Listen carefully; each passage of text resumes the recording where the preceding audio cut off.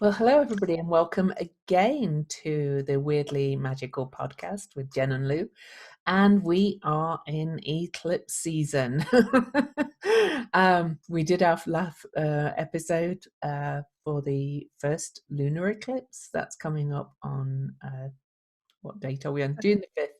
And this one, we're looking at the annular solar eclipse that's going to take place on the solstice on June the 21st. But before we talk about that, let's introduce ourselves and pull some cards. So, Jen. I'm Jen Duchenne of jenduchenne.com, and I am an Akashic healer, reader, trainer, numerologist, and I'm the creator of the Illuminating Journey cards. And I guide my clients to know the truth of who they are so they can live fully self-expressed in the world. And I'm Lou, Louise Eddington. I am a soul astrologer, writer, shamanic practitioner, and multi-talented person. I don't know. And I can never remember my little fancy saying about what I just help people really understand themselves deeply with using the tools of astrology and shamanism. And I did forget to mention that we have a giveaway going. So before we look at our cards, I'd like to mention that we have a new Facebook page, which is going really well. It's called Weirdly Magical. It's not called Weirdly Magical Podcast, but it's designated as a podcast page. So if you just search Weirdly Magical, if you go to that page and leave us a review for this podcast, by the end of June the 4th, we are having a drawing for one mini reading, eclipse reading from me, and a mini Akashic Records reading from Jen. And if you share our page and invite your friends to like it, you get an extra entry.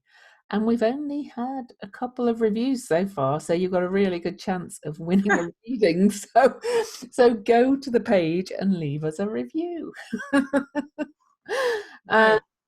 Questions, we do take questions for the podcast, and now we have a Facebook page. You can probably leave them there as well, or you can email them to weirdlymagicalpodcast@gmail.com. All righty, cards. Was there anything else I meant forgot? The Patreon page, but that's okay. Oh yeah, we have a Patreon too. $3 a month. You can support our work. Patreon.com/weirdlymagical. All right. So am I going first with the card? Yeah. All right. So the card that I picked was this one, Soul Portal number 18 from the Illuminating Journey deck. And I think this is a very powerful spiritual card, kind of like a card where the spirit or the spirit within us meets the kind of understanding of what's required, this kind of surrender to the divine. So for those of you who can't see it, it looks like a kind of blue building, a lot of water. There's all different water. And then a figure in the front. There's like pools and water around. And then a figure in the front who's getting all this kind of energy or water that's coming down onto her. So it feels very it does. It feels like that moment, that spiritual moment of waking up or being aware, like exiting the building. Some people think of this as one of the Akashic record cards in the deck, and kind of leaving, knowing what needs to be done, and asking the divine and the earth to kind of support your journey. Interesting.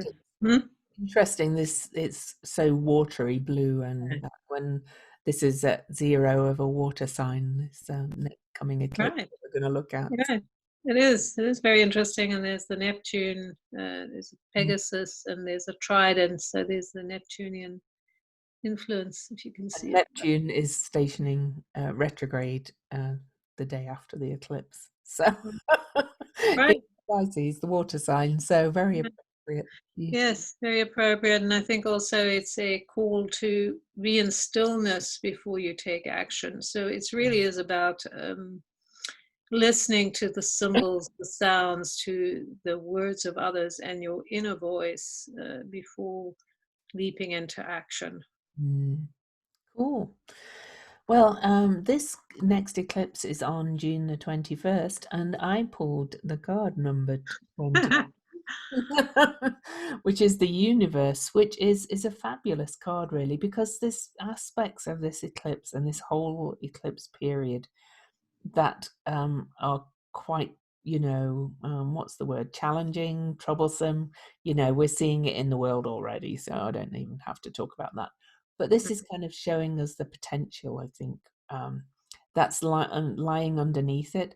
This eclipse is at 0 Cancer, which is called the world axis, all the zero degrees of all the cardinal signs.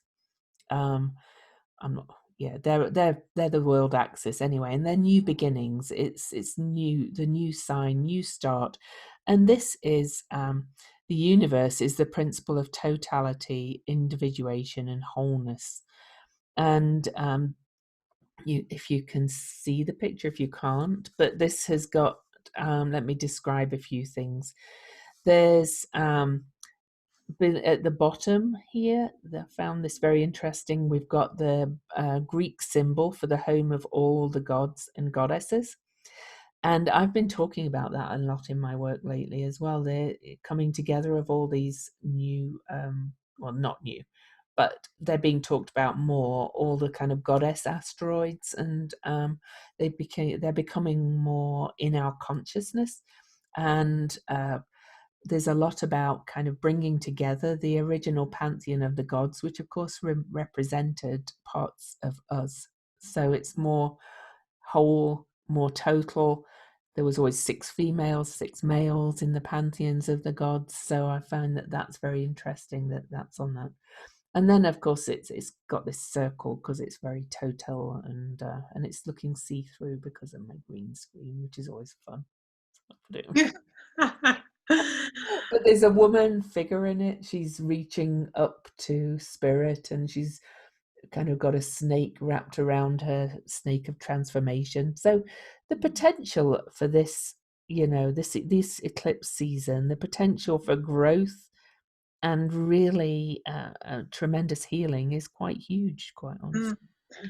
Right, and I'll just hold mine up because I want to see the two together. That I think is really interesting is this is it's an 18, which is a 9, which is endings, and then beginnings. So it really is about how you end or close out what has been in order to move into a different time, with the conviction and the understanding, your willingness to shift. Yeah. Zero is so powerful. So. And Yeah, there's a lot, about this right. card, about moving through limitations as well and things like that. So, Right. but really, it's about coming into totality yourself, so you can Right. bring Yeah, things. I think it's interesting because I think both those cards speak to a similar idea of coming when you come into acceptance of who you are, and that this is not a battle about trying to force your opinion or whatever it is on others, but to become comfortable with who you are so you don't have to kind of force yourself, and then you can be a much better team player, right? For sure. Right. Awesome. So the eclipse coming up is well, it's on June the 21st. It's at 7:41 a.m. London time, Universal Time. So I think that makes it the 21st pretty much everywhere in the world, I think, including, Yes, it does. yeah. And it's not visible to us in the USA or the UK. Jen looked it up, and it's kind of India way. It's going to be actually visible. So it does tend, these eclipses do tend to have more impact where they're visible, but that doesn't mean that they're not going to have impact everywhere, because the eclipse is still happening. The eclipse is happening at 0 Cancer.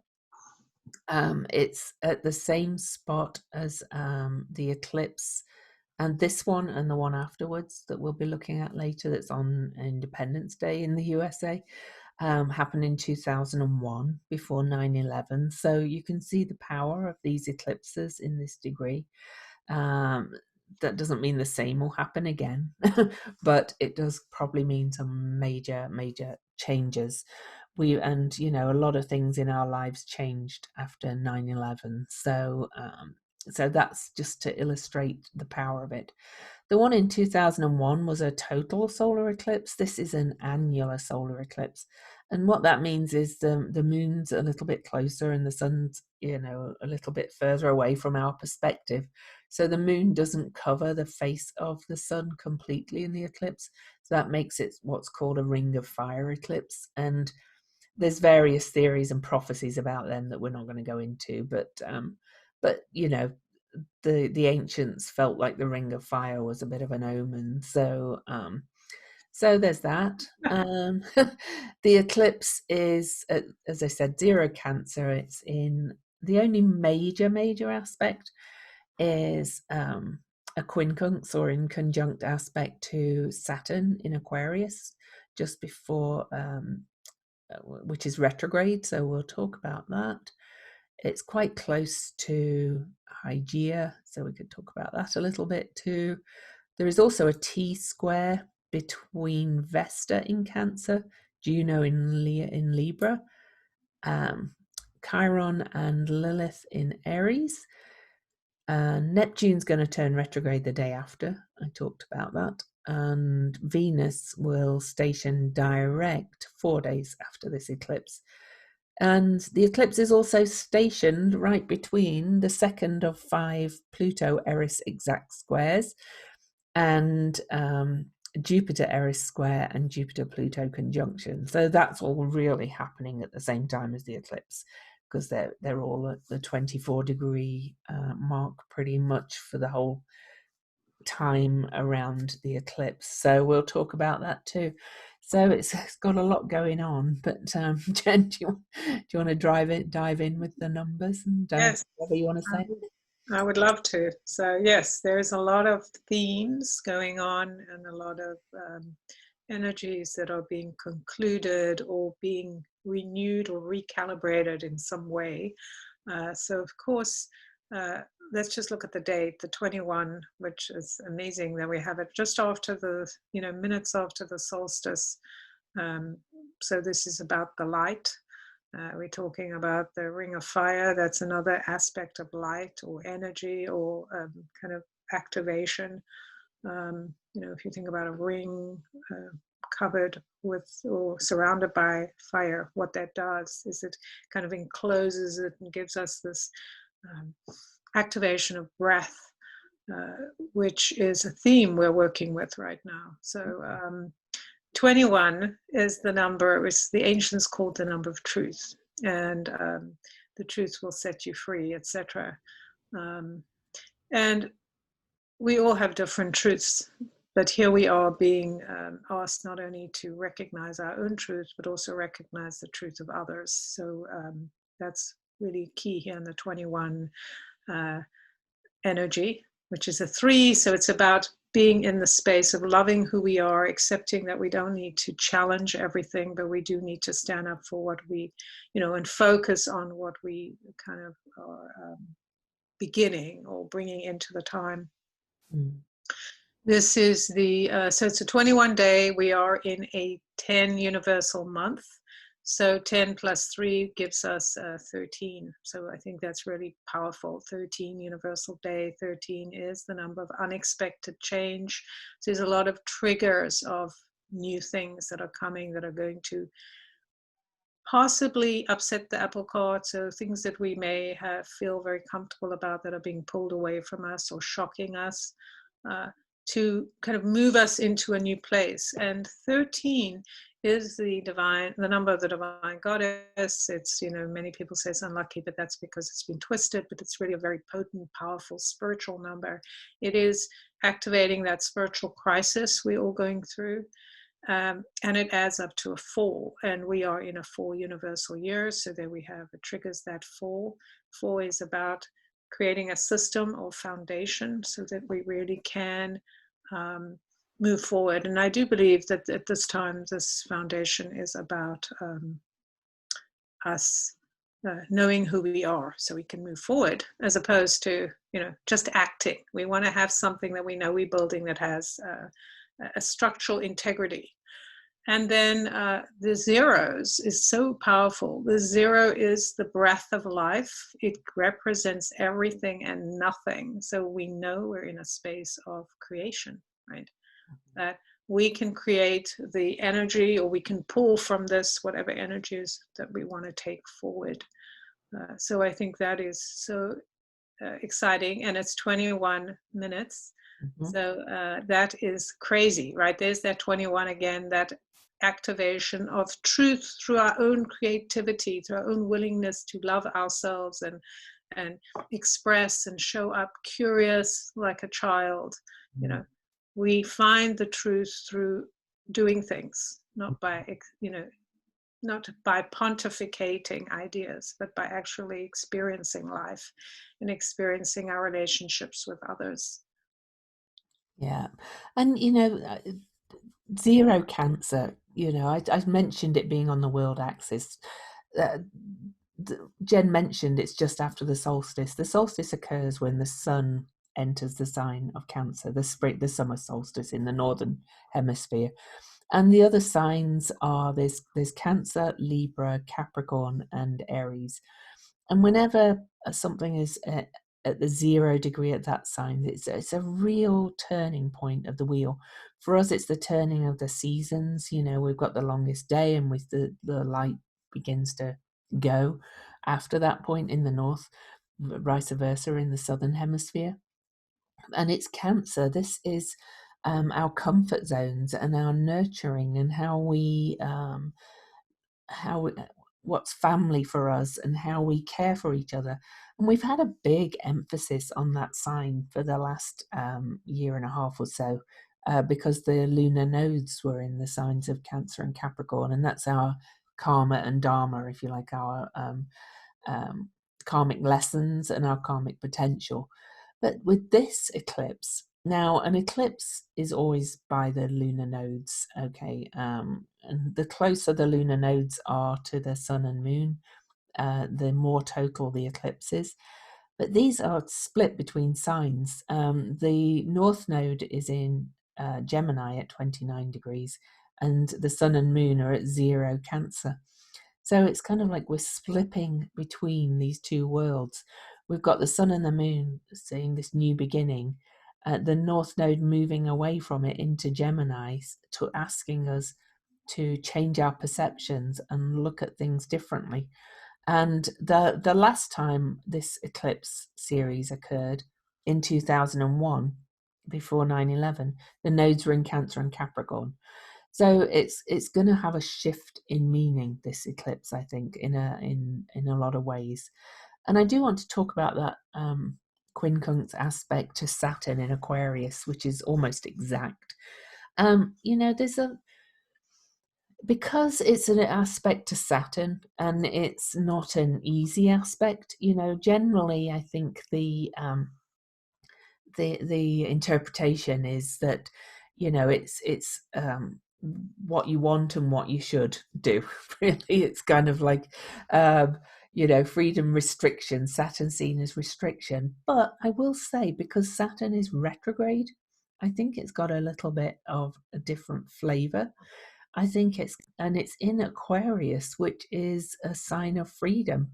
So I kind of think Saturn is actually, on this aspect, really kind of asking us to really break free of the rules that stop us claiming our personal freedom. And I'm not talking about libertarian kind of freedom. I'm just talking about freedom of personal choice within the greater family, and of what rules work for us and what rules we're going to break. So I kind of think, because it's retrograde and about to go into Capricorn again, Saturn, I think it's got a different flavor than feeling restricted. I think we're being asked to review what's stopping us from claiming that personal freedom. So there, yeah. Right. I was just thinking as you were talking about how many planets are in retrograde on this actual eclipse. Of course, And Mercury turned retrograde right, right. 3 And we days have before. I Neptune. forgot to mention that one. Right. And we have at 14 degrees, which is the sign of expressing, kind of your voice out in the world. Um,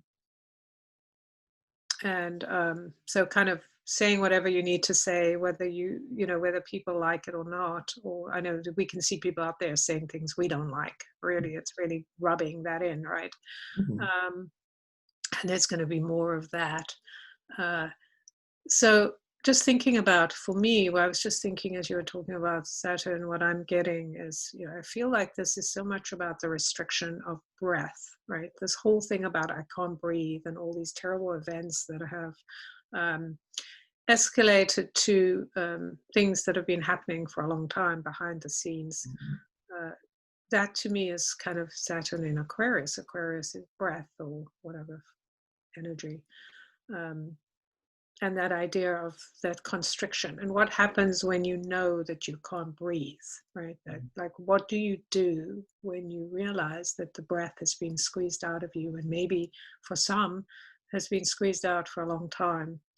um, so it's that moment, almost reminds me of the cards that we pulled, that moment where you go, I can keep going on like this, and kind of have those moments. It's like living with an abusive person, right? Sometimes they're all normal and it's all good, and then sometimes they're squeezing your throat and you can't breathe. Mhm. And it's like, do I want that, or do I want something different? So really, same thing as what you're saying, but just that kind of image. And it makes me think about the fire around the ring, the ring of fire. This idea of, what happens when we have flame, and the breath, it impacts the oxygen is impacted, right? Like, we can't breathe the way we normally breathe. And it makes us so much more careful about how we use our breath and how we use our voices. And I'm not saying careful in the sense that we shut up or we don't say anything, but really thinking about what it is we're saying. What are the things we're projecting out there as truth? Like, this is the way it is. People shouldn't do this. People shouldn't do that. And I've certainly felt my own restriction around that, like the constriction of people telling me I can't say certain things, and trying to understand someone else's point of view, and finding a place where I don't feel so like constricted about the fact that they have a different opinion to mine, and that I don't need to push them into going, but don't you understand? And so I kind of feel like this is that breaking point, or that point of renewal, where we go, okay, I've been living in a world where I've kept saying things that no one hears, and I've kept fighting for causes no one cares about, and I'm trying to persuade people. And now it's time to go, let me stop that, Yeah. right? Let me stop trying to persuade people who cannot see or understand, and let me do what I need to do. Mhm. Yeah. And again, do it with the idea that you're building something new. So what does that look like? If you're creating a new way of being, if you start from the place, well, I'm just going to do whatever I want, I'm going to kick the shit out of things, that's the foundation you're creating. Is that the foundation you want to create? Do you want to come from a place of violence and kind of in your face thing? But I'm not saying being mealy mouthed or give in and say Oh, everything your way, right? It's it's just kind of, anyway. it's more kind of placing boundaries on yourself, saying Mm. it may, like we talked about it before, it may seem a little bit exciting to go and throw something if if you're part of the protest, but Right. it's not, but maybe holding back for yourself, because it really is, so it's not taking on somebody else's rules, you're not like becoming a little rule follower, but you're doing it because it's more effective, and kind of being, Saturn is very much about mastery as well, and really maturity is another word as well. That's a good word for Saturn. So, Mhm. but so perhaps because Saturn is retrograde, we're learning to take a more kind of tempered, mature response to things. for our own benefit. So Right, exactly. The word that came through was nuanced, this kind yeah. of nuanced thing. And just thinking about the idea of the masks, that was funny when you said mastery. I thought you were going to say maskery. Oh yeah, the Learning about masks are mastery. a big part of it as well. Yeah. Right. I was even thinking that maybe the universe, of course, everything of this is all part of what has been kind of set up for us to now take these new rules, a new game, that we're playing a new game. And so we really need to understand that the rules are now being written, and how do we run to write the rules? Because when we're choosing certain actions, individually and as a collective, we are weaving those into the structure, and we're saying that's part of what's happening. Yeah. And just thinking about, this all seems so perfect, to first have COVID and the masks, and then go out and protest and have that kind of protection in a sense. It's that sensible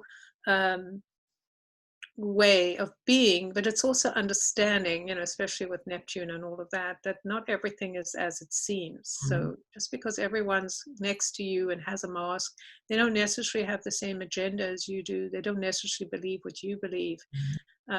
Sometimes they may be wanting to trick you, and sometimes they may be wanting to understand you or whatever, but you get to be discerning about that. Like, right, where do you use the fire, and where do you use that kind of release, or that allowing, that surrender that is inherent in the zero. And Saturn is also at zero, right? 0 degrees with a 4, right? 0 and 40. That's, pretty crazy, right? It's that thing, because Saturn is about boundaries. How are you boundless within your boundaries? And that's the key here, right?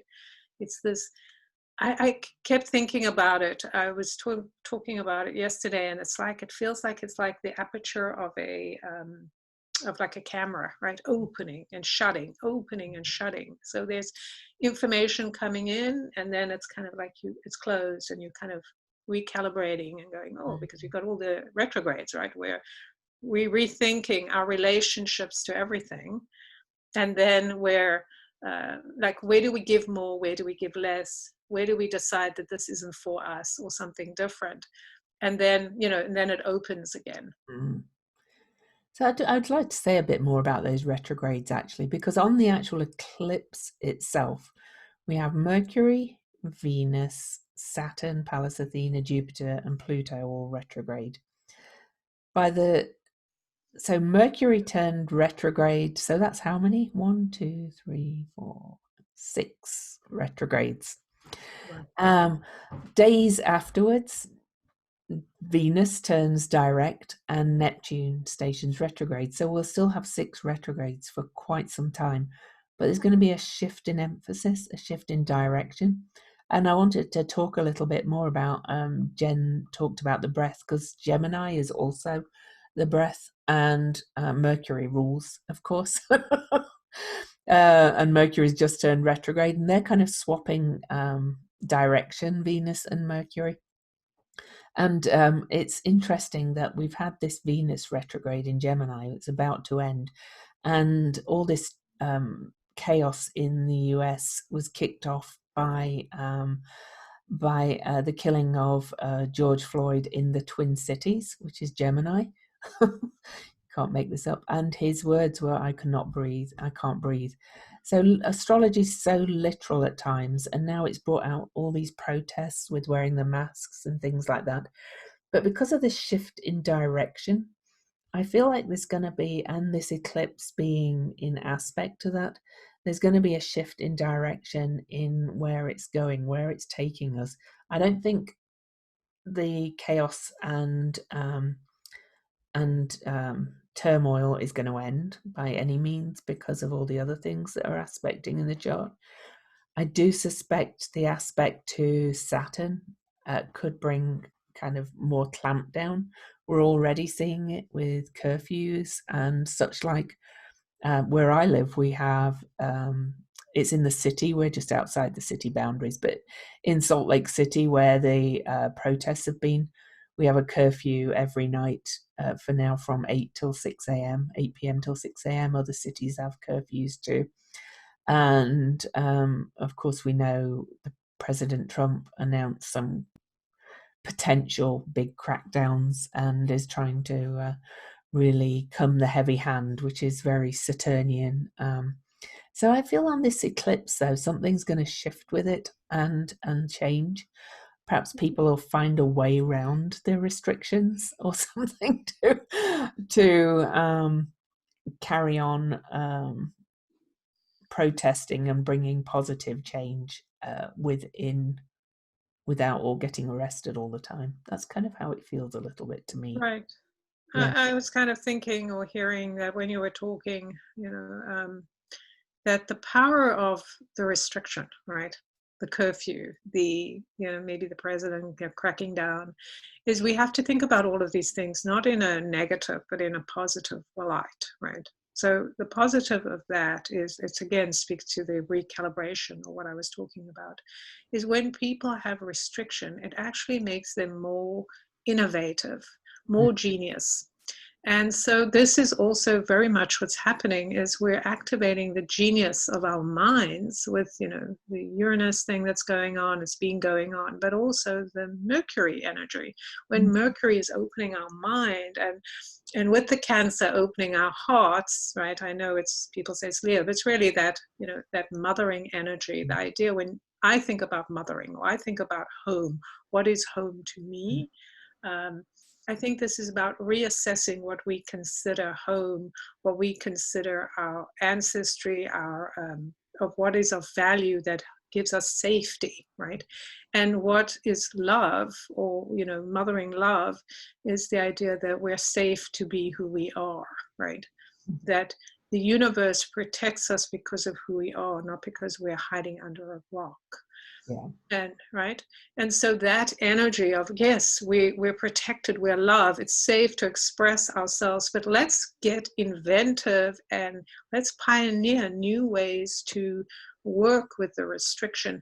Not do the obvious, not just fight back and do those things that people normally do, but find very clever ways to get the message out that is kind of going to go round this idea of using force. And I feel like sense of humor, I just feel like it's right there. There's this immense energy of what is happening. Like if we look now at the situation that was triggered where the Black community is now going, we're not going to sit down anymore. And they now have the white community, certainly in America, suddenly woken up and kind of go, oh my God, this really has been happening. This is unbelievable. Where have I been, right? The illusion has been kind of stripped, and they're going, so it's that thing, it's the Cancer energy, the mothering energy of seeing the Black community going, oh, we're feeling the love of the community, right? We're feeling the love of acceptance. And I think, this is very connected to the, especially, and we'll talk about it in the next eclipse, but the American independence, which was, when it was created, it was one of the issues was slavery. Yeah. Black slavery. And so that issue has never been resolved. And so this is built on slavery. So. Right. Exactly. And so much loss and pain. And so this idea of, and I'm not saying that it's all kumbaya and everything's been resolved, but it kind of feels like that's what's happening and has happened. It's that moment where you kind of go into that womb and you have that moment where I love you, and you're like, wow, I'm loved. The universe loves me. It's okay to be more inventive, more expressive, more true. Definitely. And we will talk about the next eclipse in the next episode, but I do want to mention that Mercury newly retrograde on this eclipse is at 14 degrees, and the USA's sun is at 13 degrees Cancer. So, the energy of the Independence Day is already being activated, but with a retrograde, that, a review, a reflection, a redo, all that kind of energy. is is very much up for the grabs. I also want to talk about the the Pluto Eris square, which is involves Jupiter and also Pallas Athena. This is really going to hark back to January, February, when they were all direct, and the Saturn Pluto major conjunction January the 12th at 22 Capricorn, and subsequent when Jupiter went over Pluto as well, and they all squared Eris one more time. I will say, Eris is chaos, but she's ripping off the band-aid of our society and revealing what's underneath. She's rips down the picket fence, if you like. She reveals the vanities of the ruling elites and classes. This is going to be carrying on right through June, but exacerbated even more. The actual Pluto Eris square is on June the 14th, so a week before the eclipse. And then Jupiter conjunct Pluto on June the 29th. So that whole 2-week period around the eclipses, I do think has got the potential to have a lot more unrest and chaos, but it's going to reveal so much, which is all this rot and corruption has got to come to the surface before we can change it. So I love that it's kind of happening round an eclipse that's at a 0 degree mark of beginnings, of potential. So Right. it's just all going to come. The boil is being squeezed, the pus coming out, if you like. You can't. It's the description of it, really. Right. And I think the beauty of it is just thinking about, just having had the longest day, certainly in the northern hemisphere, and the shortest day in the southern. This idea of opening the light, opening to the light, opening even to people who are, we talk a lot about people that are wealthy or who've been in charge and all the terrible things they've done, which is absolutely true. I don't want to minimize that. They've also done great things, but also, and more important, is that a lot of us who may have feel like we're on the other side, and certainly people that have been poor and disadvantaged, there's a certain narrative that we have believed around our position that is more important in many ways to let go of. We talk about freedom, and I think that really is freedom, is understanding that you get to decide what narrative you're living under, that somebody else doesn't get to put you in a box. I mean, they can if they want to, but you don't get to stay in that box. And I think that's the kind of, that's the energy to me that's rising right now, is this idea like, oh, I've bought into the story. I've done these things, right? It's not really just about, replacing it with another thing. It's realizing we can do it differently, which is why I liked the fact that on my card I pulled, there was the Pantheon of the Gods thing.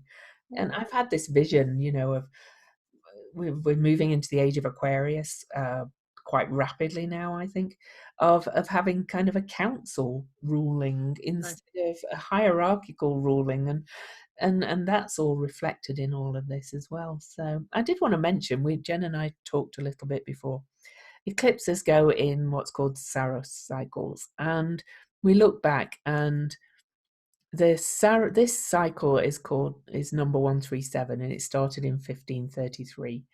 And the last Saturn Pluto conjunction in Capricorn that we had in January, the one before it was in 1518, and that was all the Protestant Reformation and Henry VIII beheading his wives and things like that kind of thing, and breaking from the Catholic Church, being excommunicated.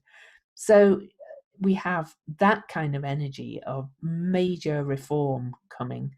But I think it's even bigger than then, because back in the 1500s, we were not entering a new astrological age.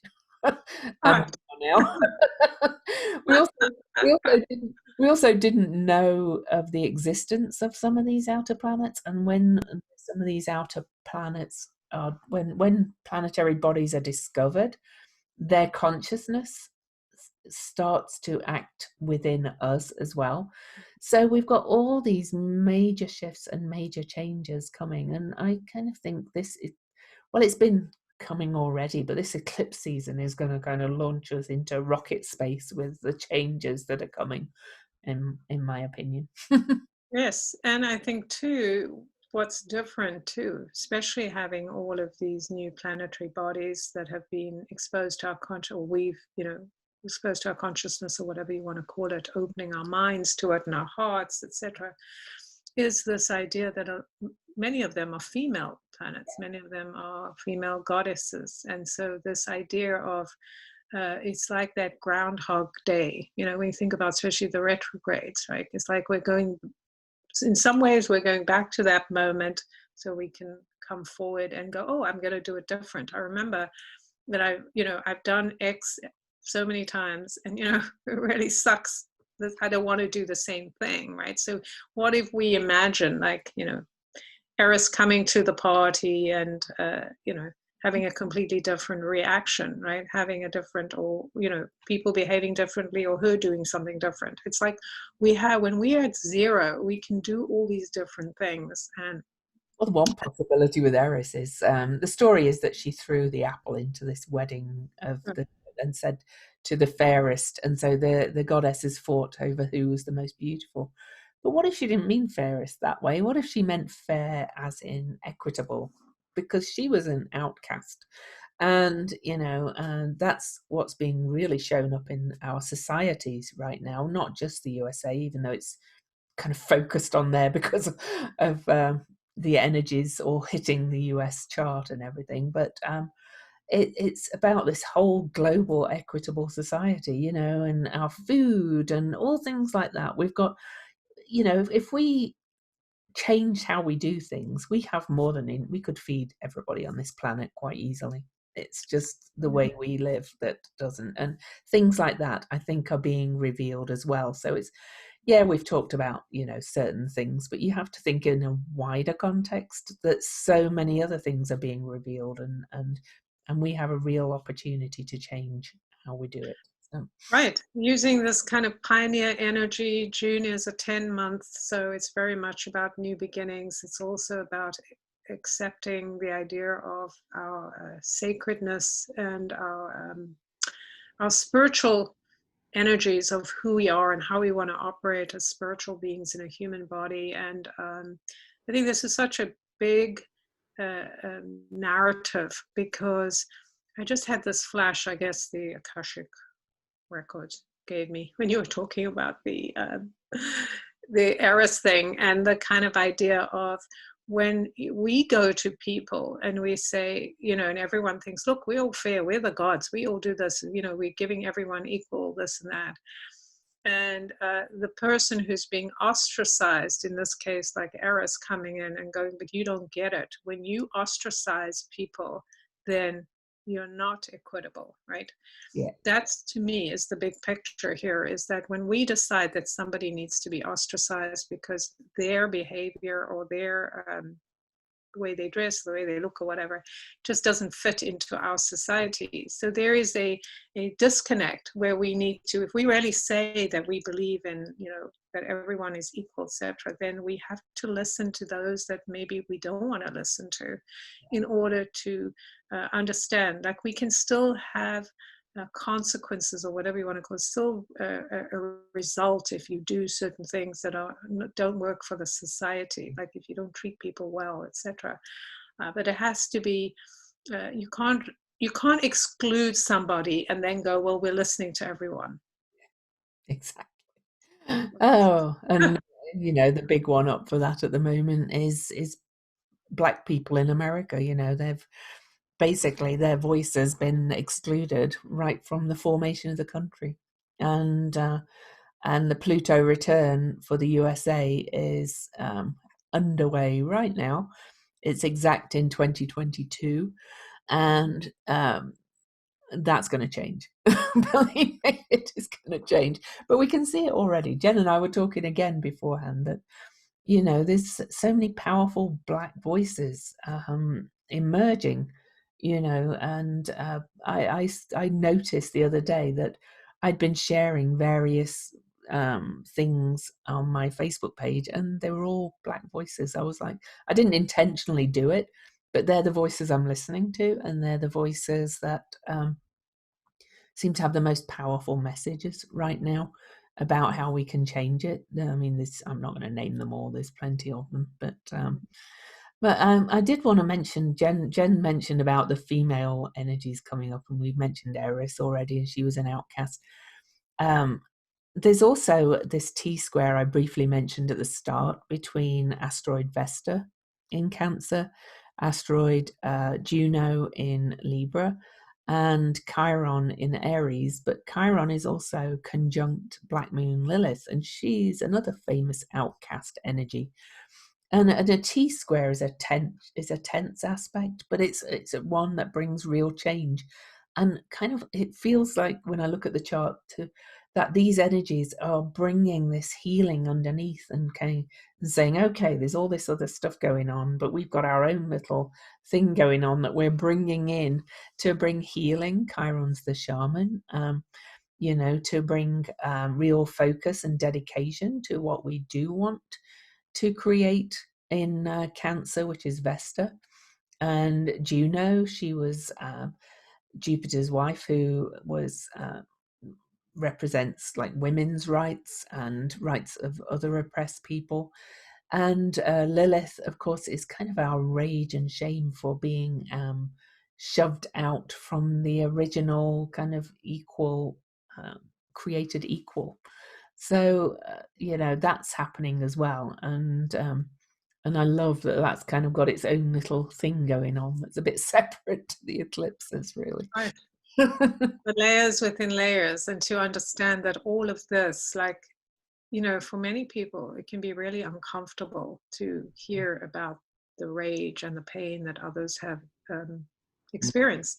And we can even just take that back to that moment in Eris, or a lot of these goddesses that are, these planetary bodies that have been named for goddesses. Many of them have been ostracized from society for various reasons. And when you have to look at or listen to people in pain that may be yelling at you, maybe telling you to sit down and shut up, or to not to follow what they say, it can be very triggering and painful. Like, how dare you tell me I'm not doing whatever, so we can just kind of just put ourselves in the place of, say, Eris, or Black Moon Lilith, those that have been rejected forever because somehow they didn't fit whatever the community decided. They took those things and kind of blackened them.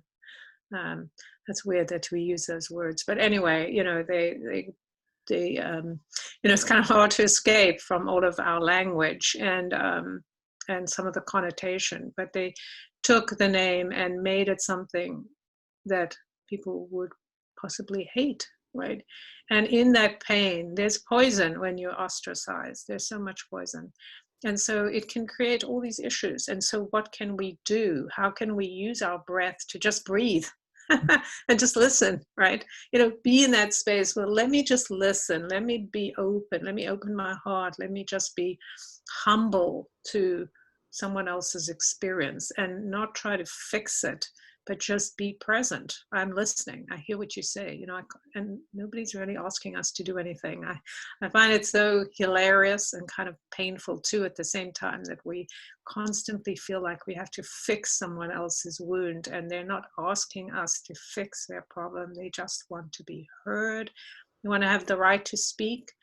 The other thing is telling them how to do it too. Right. That's a big thing, and that's been a big thing with all this happening as well.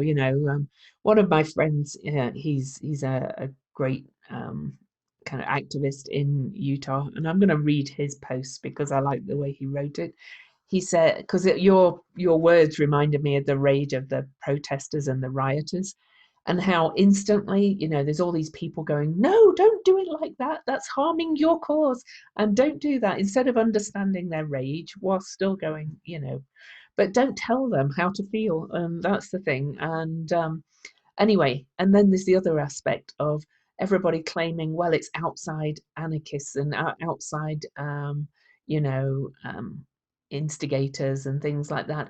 Well, yes, there's that as well. But he said there's plenty of anarchists or leftists of color, and you were all telling yourselves or brushing it all under white anarchists.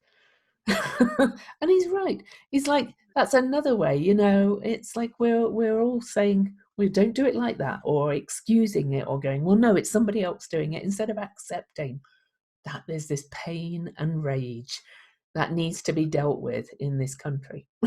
Right. And people will express it in different ways. And that's certainly well said, that, you know, that tends to be that kind of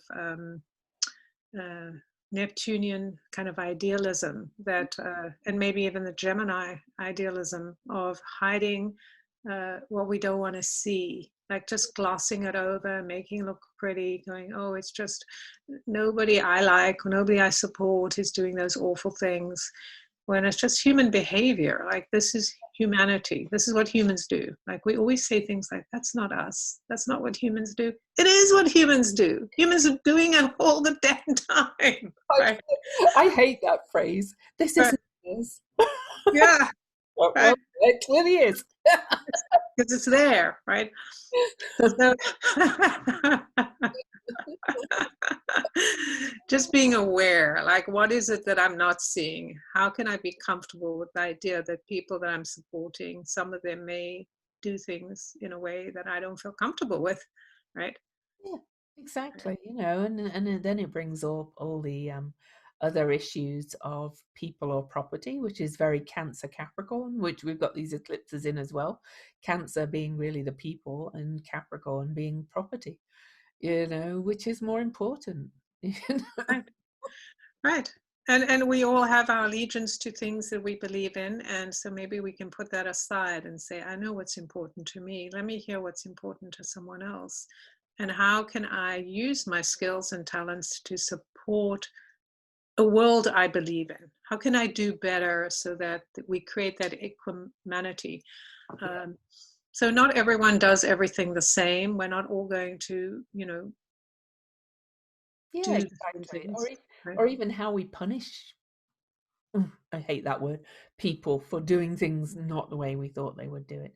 You know, there's that thing that went around several times about the African village, where they all sat the kind of person in the middle who'd committed some wrong, and instead of punishing them, they poured love into them and told them what was good about them.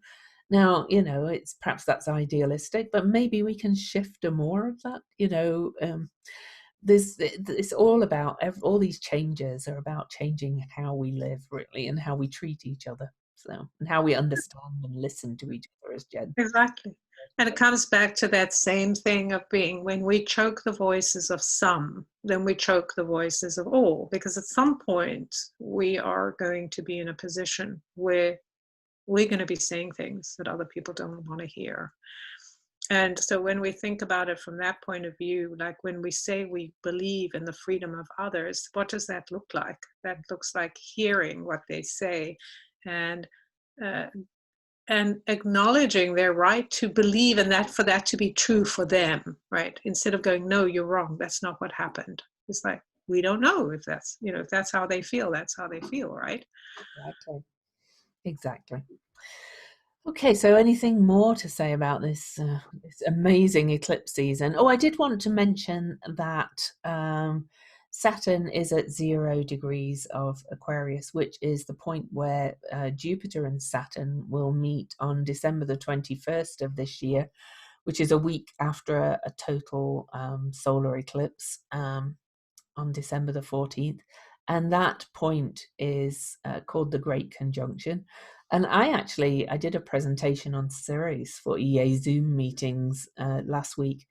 And in my research, I discovered that Venus, Ceres, and Pluto all meet at 0 Aquarius on December the 7th, 2024.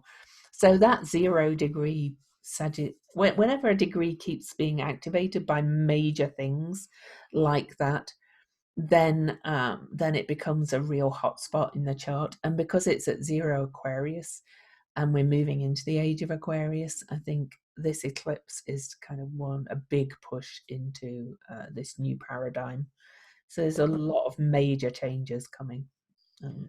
Right. And I think the big thing here of what all of this says is not to be afraid of. I mean, yes, I can't really tell you not to be afraid if you're afraid, but don't want to tell you what to do or think. But the idea is to think about yes, even if I'm afraid, let me put it this way, even if I'm afraid, if I hold a vision of something beautiful happening or something I believe in or doing it better, what is my next step? So how do I create that container? How do I create that foundation we've talked about in terms of remembering this is a full year? And so the key here is we're laying down the foundation. We're creating the new reality. All these zeros that are coming, we just breathe into it. I don't know something, I want to do it. What's my next step? Who can I ask? How can I get help?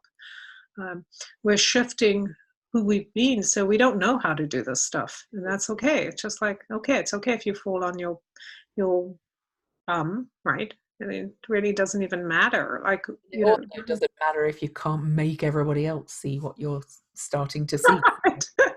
Some people need a little bit more time. And there's so much freedom in that. I was just thinking about how the numbers 21 and 14, and we have the 2s and 4s that keep showing up. And these are all about recreating something new, building new things, taking the things that have value, our resources, and rethinking how we want to resource what we have and how we can do it collectively, right? And there's freedom in not having to force your opinion on others, right? It's like, wow, I don't even have to do that. I can walk away from it. It's okay. Yep. And, by example, they might follow eventually anyway. That's much kind of flowy way of bringing change instead of trying to force people to see it your way. Right. So again, it comes back, I think, and that's really a point we can't emphasize enough, is the point is this is by experience. We're changing the world by experience. So we actually have to experience things to make change. We can't just pontificate and pass laws. Remember, we're in a phase where we're actually changing man-made laws as well as we're getting more connected to natural laws. Lou talked about the council and all of these things, these new ideas of ways of working together. So, which are really ancient ways. Right, ancient, right. The Yeah. ancient ways that worked is this idea of when you're at peace with your opinion. But what was I saying? I can't remember. I was talking about how important it is to what is important? I don't remember. Oh no. Get war on here. I'm going to have to put a content warning on iTunes.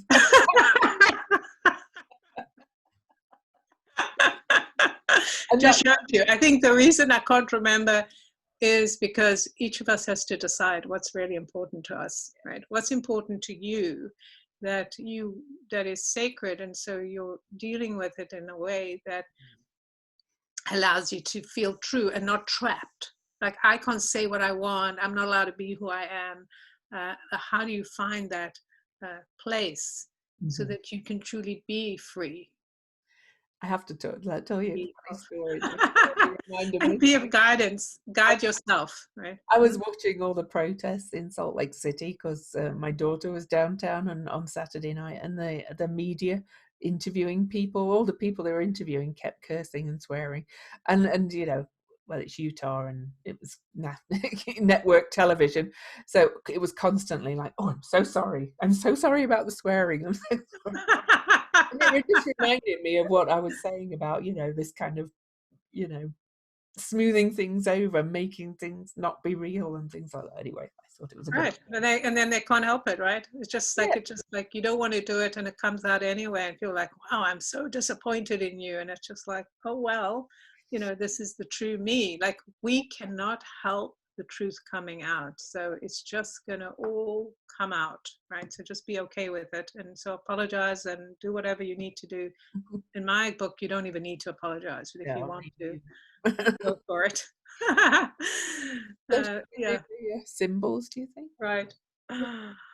Shall I do my symbol first this month, Yes. I think, and then we'll see if we want to wrap up with anything. But so, oh, actually, Jen, you do yours because I realised I've got the wrong one. So like, that doesn't look right.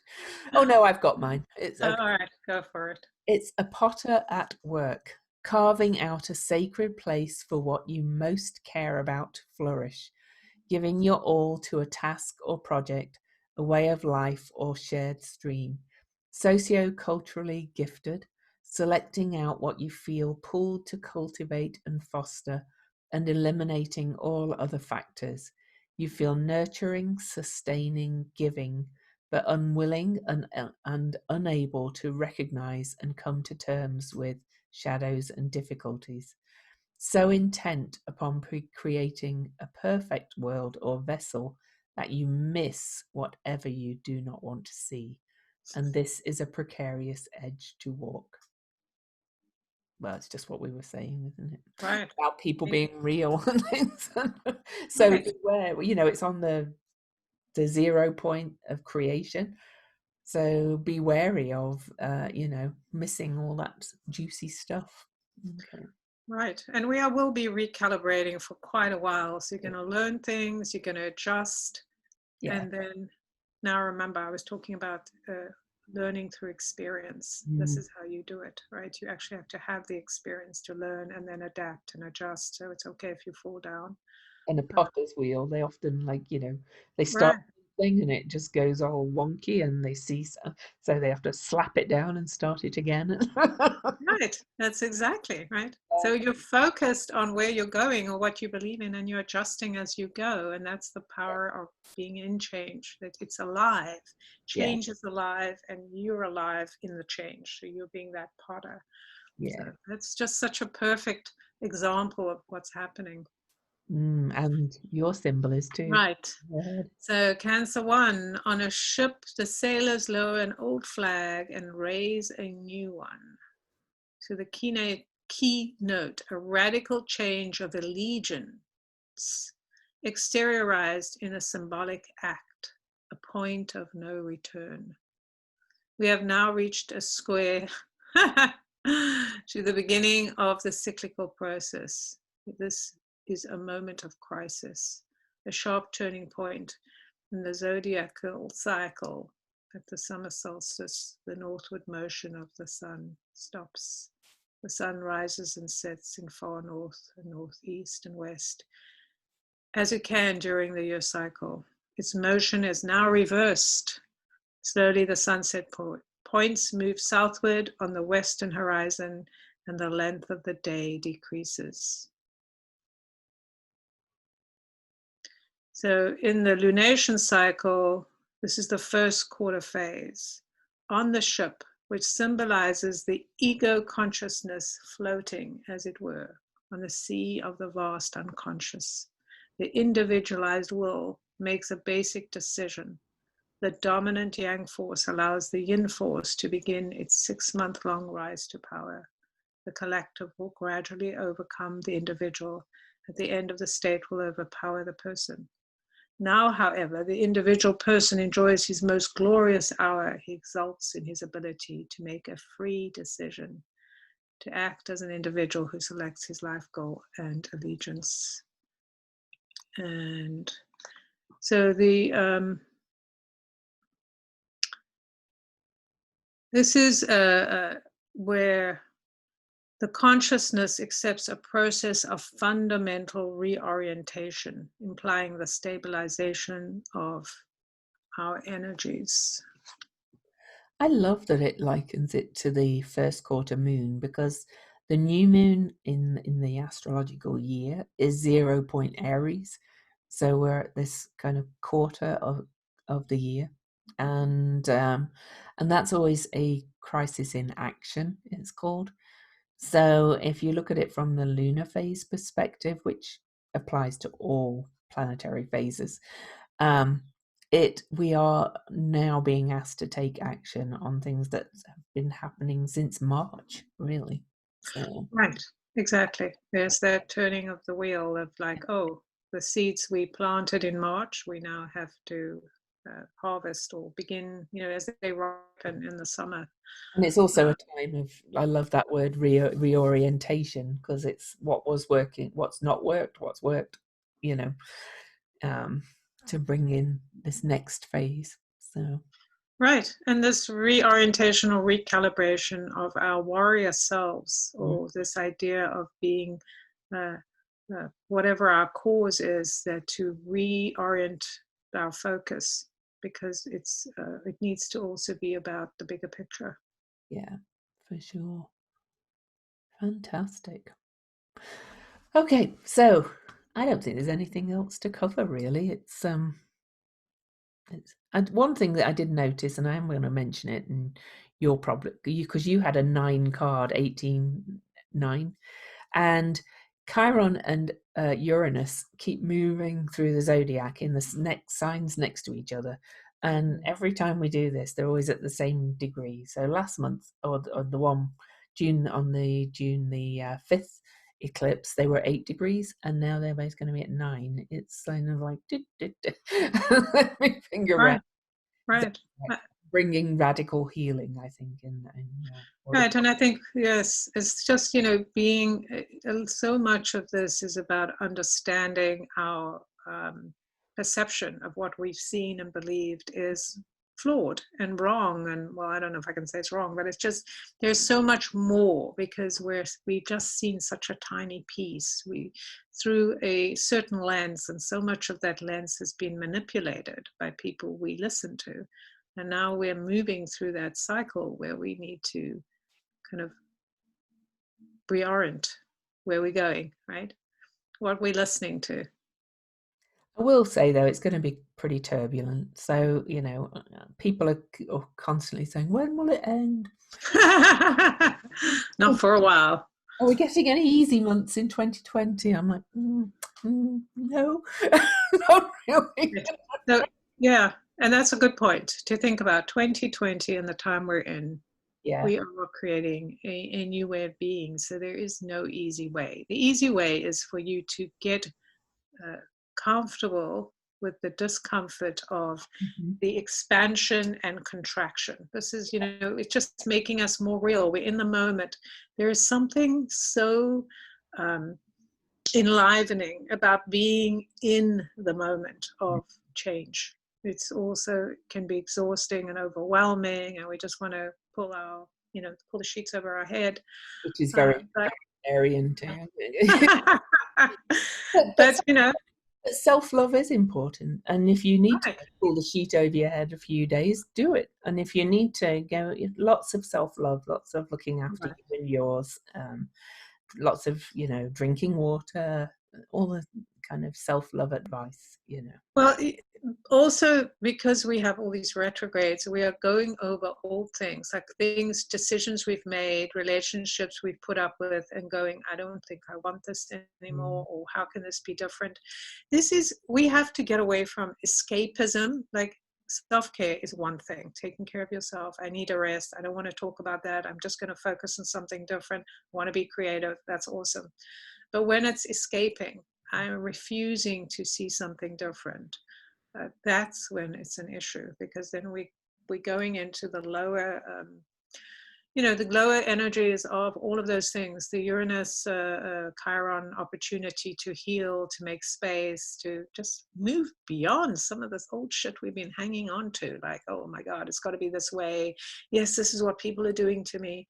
This is that moment where we can really shift our perception about what's happening and know the power of who we are.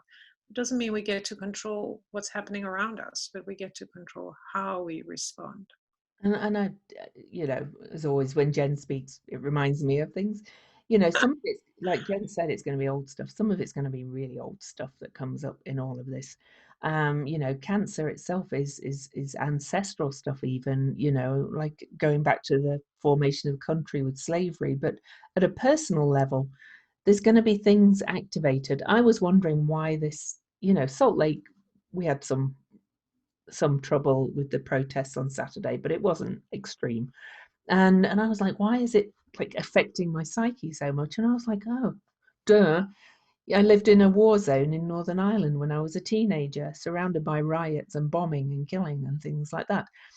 So, it's not that it's awful, it's just activated something in me that needs some thinking about and addressing, and why is it, you know. Right. And even nurturing. I think that we cannot say enough about nurturing the feelings you've had that have never been processed or digested. And so this is the opportunity to truly nurture uh, yourself and the feelings that come up, and go, I do feel at a loss, I do feel threatened, or whatever it is that's coming up for you, and go, and why is that? What do I need in order to kind of take the next step? What do I need to know? What do I need to understand? Maybe it's just about loving oneself, and what does that look like? And that's when the self-care comes in, not just fake self-care that, oh, I'm doing my nails, I'm in a bath, but really going the deep self-care where you're, right, you are actually giving yourself time or permission to do nothing, right? I just need to veg out for 3 days because I don't want to talk to anybody. I just really need that sense, or I need to, sit there and drink chocolate and or whatever, right? It's that awareness of what self-care means, and to really take it into consideration. If we think about all of us from that point of view of being injured in some way, the way that we have taken on the psyche of these beings or goddesses or whatever that have been ostracized. And so inside of us, where have we been ostracized? Where have we been burdened or taken on obligation that has in some way made us feel damaged? Quite right. So on that note, well, you swore already. I've got to put a warning thing on. I had a crap night's sleep last night, so I'm going to remind everybody to go and leave reviews on our page. And talking of self-love, I'm probably going to go and have a nap and go and think about things, because it was only this morning that I was like, oh, of course it activates you. You lived in Londonderry, Northern Ireland, in the middle of the Right. Troubles, and Right. So that awareness that fear was never addressed, right? yeah, lack of safety and things like that as a teenager. So there you go. Right. So Right. I'm going to go and drink. Oh, I didn't know I swore, but anyway, I guess. Did I? Sorry? Did Did you? I swear? You said shit. Yeah. Ah, is that swearing? I didn't know that was According considered to swearing. iTunes, it is. Ah, really? Yeah. Our society. You know. Funny. That's hilarious. I think that's so hilarious. We've got all these words, our language has changed so much, and so many like words that we say, swear words, that have become so much part of the, I Yeah, mean, people are saying it everywhere, right? I But know. it's like, do they consider it like swear words? It's like, like it's an ostracized word, right? For the listeners, I do the uploading to iTunes, and there's a little box I have to check if there's anything like that in our podcasts. Ah, interesting. So you get ostracized for, You get let's see warnings there. so young children don't listen. Anyway. Oh, right. Yes, I'm sure they never hear any of those words. No, no. Never. Oh, well, Let's keep our illusion, right? Our illusion of decency. That's so funny, because when you think about what true decency is, to me, is about how you treat yourself and how you treat others, right? It exactly. doesn't matter about the words you use, but it really is about how you come from your heart, or, Oh, that hard head. totally agree. Yeah, yeah. Yes. I know, but that's perfect example of what we're talking about kind of the artifice, about then making it nice and smoothing things over in our society. So, Right. yeah, Right. yeah. Yeah. Anyway, Yes. so yeah, please, don't forget to go to Weirdly Magical Facebook page and leave a review for a chance to win. And Jen, how can everybody find you? You can find me on my website, jenduchenne.com, JENDUCHENE. And I'm on Facebook. I have a group, We Belong Here. I also have a membership for people who are interested in joining a monthly group. It's on, well, I don't know if it's on my website. If you're interested in the cards, the illuminating journey cards, the teachings that I do, Akashic teachings, or connecting to me in some way, you can find it on my website, joining my newsletter. And I am on YouTube doing weekly videos, and I'd love people to join me there. Otherwise, you can Google me and find me. I'm kind of all over the place. And I'm Louise Eddington. My website is louiseeddington.com, LouiseEddington, 1D. And yeah, Cosmic Owl Astrology is my astrology business name, and the Facebook page is that name. My YouTube channel's that name. My Instagram is that name. And followers, subscribers, just find all appreciated. My books are on my website. You can book readings on my website. I also have a membership community. You can find that on my website too. So, and I have a fun Facebook group called Planetary Magic Cafe, and just my name. You can find me everywhere again as well, like Jen. So for now, wow, hold your hats, people, because June is interesting, to say the least. So Indeed. yeah, so come to our pages and groups for support. Come to the Weirdly Magical Facebook page and leave a comment and we'll respond. So yeah, all right then. So for now, it's goodbye from Lou. Goodbye from Jen.